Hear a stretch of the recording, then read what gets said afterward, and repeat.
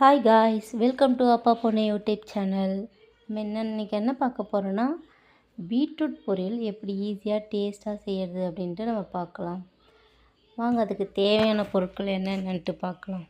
First பீட்ரூட்டை துருகி வச்சுக்கணும்.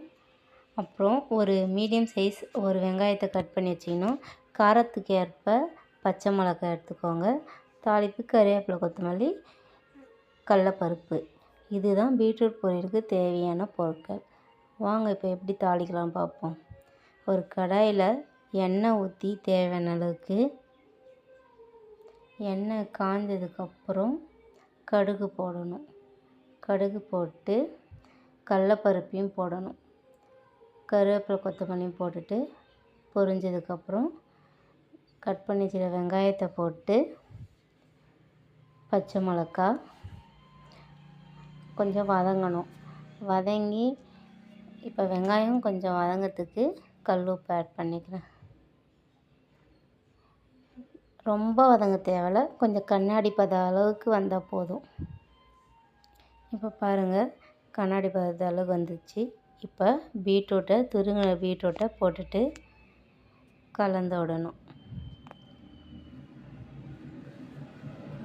இது மாதிரி துருகியும் போடலாம், கட் பண்ணியும் செஞ்சுக்கலாம். இப்போ நல்லா கிளறிட்டு காய்க்கு தேவையான தண்ணி, காய் முழுகிற அளவுக்கு மட்டும் தண்ணி ஊற்றி காய்க்கு தேவையான உப்பு போட்டு கிளறிட்டு இப்போ தட்டு போட்டு மூடி வச்சிடணும். அப்பப்போ ஒரு 10 மினிட்ஸ்க்கு அப்புறம் திறந்து பார்த்தா வெந்திருக்கும். அப்பப்போ எடுத்து கிளறி பார்க்கணும். இப்போ கொஞ்சம் தண்ணிலாம் நல்லா வற்றிடுச்சு. இப்போ நல்லாவே வற்றிடுச்சு. இங்கே பாருங்கள், தண்ணி இல்லை. இப்போ நம்ம என்ன பண்ண போகிறோமா, ஃபைனல் டச்சாக துருகின தேங்காய் பூவை போட்டு கிளறி அப்படியே இறக்கிடணும். இப்போ தேங்காய் பூ போட்டு கிளறியாச்சு. இப்போ இறக்கி சர்வ் பண்ண வேண்டியதான்.